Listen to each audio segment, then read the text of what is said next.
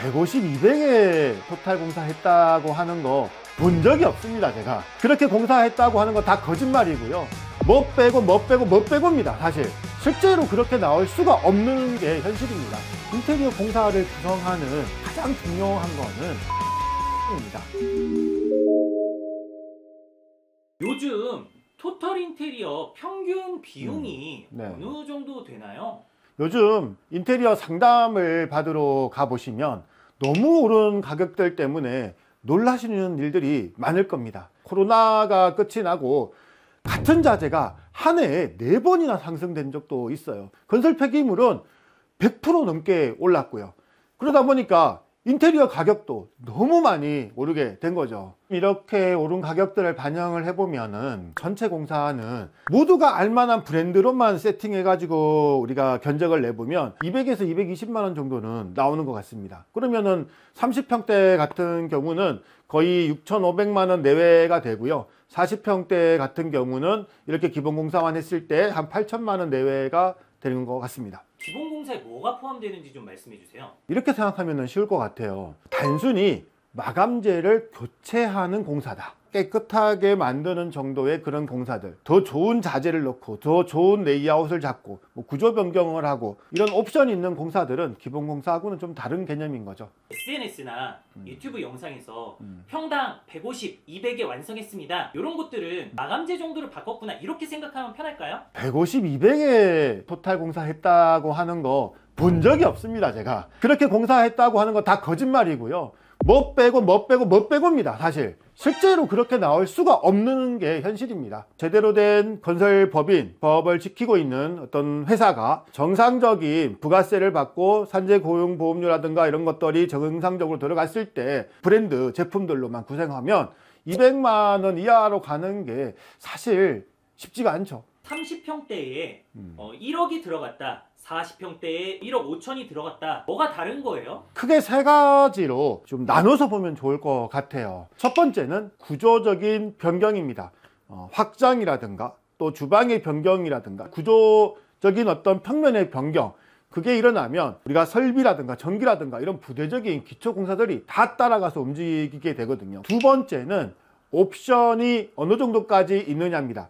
디자인적인 옵션이 있을 수도 있고요. 제품의 옵션들이 있을 수도 있습니다. 비싼 옵션들은 한없이 비쌀 수밖에 없는 거죠. 마지막으로 세 번째는 가구입니다. 싱크나 신발장 같은 경우는 기본적인 내용인 거라고 볼 수가 있는데요. 각 방에 들어가는 제작 가구라든가 또 뭐 커튼, 블라인드 이런 디스플레이 요소들은 또 다른 옵션 내용이 되는 거죠. 8천만 원에서 1억 이렇게 한 2, 3천만 원 차이가 나잖아요. 체감이 많이 될까요? 기본 공사가 8천인데 2천이 더 들어갔다. 그러면 확실히 체감 나는 것들이 있습니다.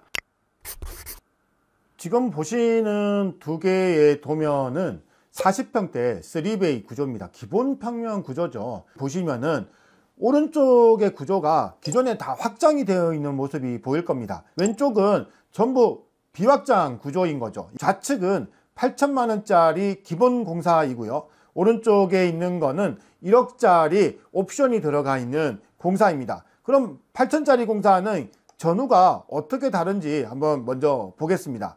기본적으로 변경된 구조가 거의 없습니다. 입구방 하나만 확장이 되어 있고요. 거실도 그렇고 다른 곳들도 확장된 곳이 전혀 없죠. 주방 구조도 기본 구조 형식을 거의 그대로 따라갔습니다. 그럼 1억짜리 공사는 전후 도면을 봤을 때 어떻게 틀리냐? 기존에 확장되어 있던 거실과 입구방 양쪽 두 개가 전부 재확장이 되었고 현관과 주방과 여러 곳에 구조적인 변경이 있었습니다. 제가 아까 얘기했던 3가지 차이 중에 첫 번째, 구조적인 레이아웃의 변경. 실제로 어떻게 바뀌었는지 현관부터 한번 살펴보도록 할게요. 시공 후 모습입니다. 여러분은 이 모습을 보고 무엇이 다르다고 느껴지나요? 근본적으로 좀 다른 게 있는데 오른쪽에 있는 이 신발장에 요 문을 하나 열면 이런 공간이 나옵니다. 기존에는 신발장만 있었는데 이 공간이 어떻게 생겼느냐, 이렇게 현관의 뒤쪽에 수납 공간이 보통 딸려 있는데요. 신발장 뒤에 있는 이 벽이 비내력 벽일 때 이게 철거가 가능하면 팬트리 공간을 만들 수가 있는 거죠. 안쪽으로 들어가 보면은 이렇게 넓은 오픈 수납장들을 우리가 만들 수가 있기 때문에 요즘 신축 아파트는 무조건 이런 설계를 해요. 현관의 모습을 다시 한번 보면은 하부 쪽에 있는 턱인데요, 좌측에는 거실 쪽에서 오는 마루가 그냥 타일하고 만나가지고 마감이 되어 있지만, 오른쪽에는 마루굽틀이라고 하는, 우리가 디딤석이라고도 하죠, 이런 현관 턱이 하나 만들어져 있는데, 현관 바닥에 있는 이 타일과 이 디딤석에 있는 타일이 만나는 이 아웃코너는 졸리컷이라고 해서 90도 각으로 디테일한 그런 시공이 됩니다. 좌측에 있는 거는 비확장을 한 거예요. 근데 여기도 조금 옵션이 살짝 들어갔네요. 폴딩이 지금 들어가 있고요. 오른쪽 같은 경우는 완전히 재확장을 했습니다. 자세히 보시면 발코니로 나가는 문은 터닝도어 앞에 히든 처리도 되어 있고, TV가 달리는 면을 한번 보세요. 지금 기본 공사는 하부 쪽에 이렇게 하얗게 라인이 하나 들어가 있죠. 이게 걸레바지인데요, 상부 쪽에도 라인이 있습니다. 이게 몰딩이고요. 쉽게 말하면 도배 마감에 상하부 걸레바지와 몰딩이 들어가는 그런 구조로 마감이 되죠. 아주 기본적인 공사 내용이 되는 거고요. 오른쪽 같은 경우는 컬러가 전부 다 톤이 딱 맞아져 있죠. 이거 필름으로 마감을 한 거예요. 벽을 전체 베이스 작업을, 목공 작업을 하고 TV도 매립할 수 있게끔 이렇게 박스를 좀 만들어주고 전체 마감면을 다 필름으로 마감하죠. 주방 쪽에서 거실 앞발코니를 바라본 모습인데, 여러분은 어떻게 보이십니까? 좌측에는 보시는 것처럼 연조명이라고도 하고 슬림 엣지 조명이라고 하는 요 조명들이 지금 나열되어 있어요. 기존 조명 위치에 그대로 조명을 설치를 한 거죠. 그런데 오른쪽을 보시면 어떻죠? 조명들이 다르게 배치가 되어 있습니다. 약간 디자인적인 그런 조명도 보이고요, 간접 조명도 보입니다. 불이 켜면 이런 모습으로 보이게 되죠. 어느 한쪽에 엄연히 지지 않게끔 조명들이 분산화 배치가 되어 있고, 디자인적인 어떤 배열들도 되어 있기 때문에 훨씬 더 예쁜 그런 공간들이 나오죠. 당연히 공사비 측면에서도 이 배선 작업들을 따로 다시 다 해야 되고, 조명의 스위치 배선 설계, 회로 구분 같은 것들을 다 새로 해야 되기 때문에 작업비가 오른쪽이 더 많이 들어갈 수밖에 없는 이유입니다. 거실에서 주방 쪽을 바라봤을 때 모습을 한번 보겠습니다. 좌측에 있는 8천짜리 공사는 기본 도배 마감입니다. 스위치라든가 콘센트라든가 이런 것들도 거의 변경이 없이 그 자리에 그대로 부착이 됐습니다. 이 인터폰도 마찬가지고요. 그런데 오른쪽에 있는 것들을 보시면 기본적으로 벽 마감이 소파 뒷면을 제외하고는 전부 필름 마감입니다. 벽에 베이스 목공 작업들이 다 진행이 됐다는 거고요. 인터폰이라든가 콘센트라든가 스위치라든가 이런 것들이 새로 지정된 위치에 바뀌어서 시공이 되어 있습니다. 바닥도 자세히 보시면 좌측에 있는 거는 기본 강마루입니다. 일반적인 사이즈의 강마루인 거죠. 폭이 보통 75mm 정도 되고요. 오른쪽에 있는 이 마루는 폭이 120mm 정도 되는 중폭 사이즈입니다. 길이도 1200씩 되고요.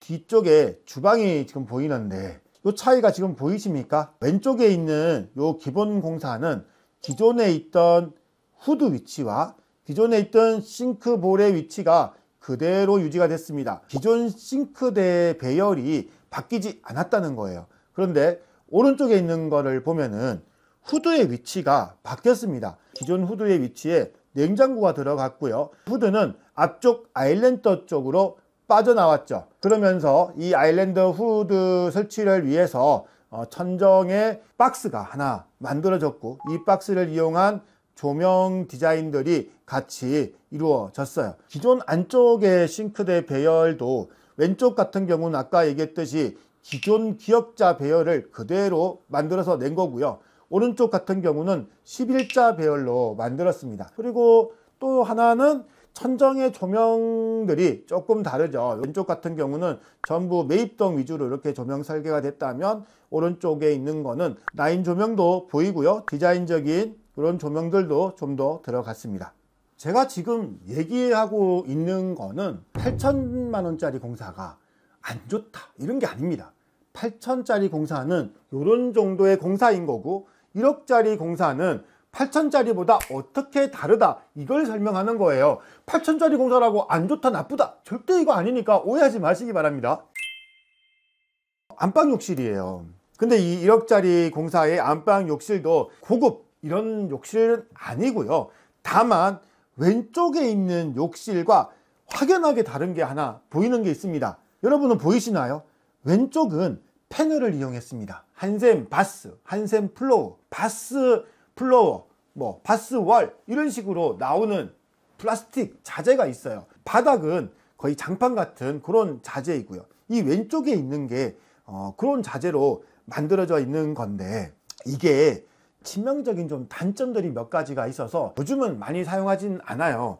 뭐냐 하면 실리콘 마감이에요. 바닥 육가가 이 플로어 바닥재 장판이랑 만나다 보니까 이 육가가 만나는 요 코너들이 전부 실리콘으로 마감이 되고요. 벽과 바닥이 만나는 요 테두리에도 이 쫄대가 전부 다 들어가서 마감이 됩니다. 결정적으로 변기가 바닥에 맞는 여기 조인도 전부 실리콘으로 마감이 돼요. 이러다 보니까 습기가 많은 욕실에서 실리콘이 너무 많이 들어가서 이 실리콘이 변색이 좀 많이 되는 그런 경향이 있어요. 많이 부지런하고 욕실을 잘 관리하지 않으면 좀 빨리 좀 훼손이 되는 이런 좀 나쁜 좀 단점이 있습니다. 그렇지만 또 장점도 하나 있습니다. 이 바닥이 좀 미끄럽지가 않아요. 그래서 노유자나 어린 아이가 있으면 조금 더 유리한 욕실도 되고요. 또 빨리 시공할 수 있는 그런 장점이 있습니다. 오른쪽에 1억 공사에 있는 욕실 같은 경우는 벽은 300에 600짜리 타일로 시공이 됐고 바닥은 600에 600짜리 타일로 시공이 되어 있는 그런 사례입니다. 패널 시공 사례와 타일 시공 사례의 차이인 거죠. 공용 욕실이에요. 왼쪽에 있는 8,000짜리 기본 공사도 타일을 사용을 했고요. 오른쪽에 있는 1억 공사도 타일을 사용했습니다. 왼쪽에 있는 기본 공사는 벽 타일이 300에 600짜리 독이질 타일로 시공이 되어 있고요. 바닥은 300에 300짜리 자기질 타일로 시공이 된 겁니다. 오른쪽에 있는 이 시공은 600에 600짜리 타일로 벽과 바닥이 원톤으로 시공이 된 거죠. 이 타일에 대한 마감만 다른 게 아니고요. 좀 더 자세히 보시면 왼쪽에 있는 이 욕실의 욕실장은 기성장입니다. 기성 사이즈로 나오는 욕실장이고요. 오른쪽에 있는 이 욕실장은 맞춤장입니다. 내가 원하는 사이즈로 만드는 그런 장인 거죠. 그리고 결정적으로 또 차이가 하나 보이는 게 있어요. 파티션이죠. 왼쪽에 있는 이 파티션은 기본 유리 파티션이에요. 기성품으로 나옵니다. 이렇게 지금 기본 유리로 선택해서 시공했을 때 모습과 오른쪽에 있는 조적 파티션으로 시공했을 때의 모습의 차이입니다. 이렇게 조적 파티션으로 시공을 해 놓으면 유지 관리에서 훨씬 더 유리합니다. 조적 파티션은 타일로 마감이 되어 있다 보니까 훨씬 더 눈에 띄지도 않고 잘 닦입니다. 조적벽 네. 그거 깨지기도 쉽고 그 유리벽이 관리가 더 어려워요? 조적벽이 더 관리가 어려워요? 조적벽이 깨지기 쉽다. 뭔가 이건 오해가 있거나 잘못된 얘기 같습니다. 벽돌 쌓아놓고 타일을 붙여놨는데 그게 어떻게 쉽게 깨지겠어요? 유리가 훨씬 더 쉽게 깨지죠. 목욕하고 나면 벽을 다 그렇게 매일 닦지 않잖아요. 집에 한번 가서 보세요. 유리에 얼마나 물때가 많고 코너마다 얼마나 지저분한지. 아까 제가 금액적인 우리 변경 차이가 세 가지에서 나타난다고 했잖아요. 구조적인 어떤 변경의 차이, 그리고 디자인적인 어떤 옵션의 차이, 마지막으로 가구의 차이라고 했습니다. 가구와 디스플레이. 지금 보시는 이 화면은 안방의 모습입니다. 좌측에 있는 이 모습은 그냥 생짜죠. 기존의 안방에 가구 하나 없이 그냥 기존 조명 그대로 달고 사시 바꾸고 바닥재 바꾸고 몰딩 걸레바지 돌아가 있는 생짜 그 모습 그대로입니다. 오른쪽에 있는 것은 가구가 지금 들어갔고요. 에어컨을 설치하기 위해서 천정에 에어컨 박스가 만들어지면서 간접 조명도 들어갔고요. 그리고 이 가구를 보면 다른 게 또 하나 있습니다. 일반적인 몰딩 같은 것들이 안 보이죠. 무슨 얘기냐 하면 문짝을 커스텀해서 만든 거예요. 그래서 몰딩을 없앤 거죠. 침실의 용도에 따라서 뭐 책상의 구성, 화장대의 구성 여러 가지 디자인들로 만들어지기 때문에 제작 가구가 들어가면 훨씬 더 금액들이 올라갈 수밖에 없는 그런 요인이 됩니다. 8천짜리 공사와 1억짜리 공사가 어떻게 다른지 우리가 좀 살펴봤는데요. 150만 원짜리 수전도 있고 200만 원짜리 수전도 있습니다. 300만 원짜리 싱크대 후드도 있고 500만 원짜리 싱크대 후드도 있어요. 근데 이게 여러분에게 다 필요한 것일까요? 제가 가끔 보면 이게 고객한테 필요한 건지 디자이너한테 필요한 건지 헷갈리고 모를 때가 있습니다. 인테리어 공사를 구성하는 가장 중요한 거는 기초적인 변경입니다. 확장이라든가 구조적인 변경이 있을 때 따라가는 이런 기초 공사들, 이런 것들이 너무 일단 중요하고요. 디자인적인 요소와 매트리얼들은 어느 정도 선에서 좀 절제를 하셔도 충분히 좋은 것들이 많이 있다고 생각하고요. 가구라든가 이런 것들은 좀 더 세심하게 꼼꼼하게 살펴보십시오. 같은 조건에 같은 평면 도면을 자세하게 살펴보시고요. 그리고 같은 공사 내용인지 보시고, 그리고 인테리어 견적을 비교해 보신다면 절대로 실패하지 않는 그런 인테리어가 될 거라 제가 확신합니다. OBM 이코치였습니다.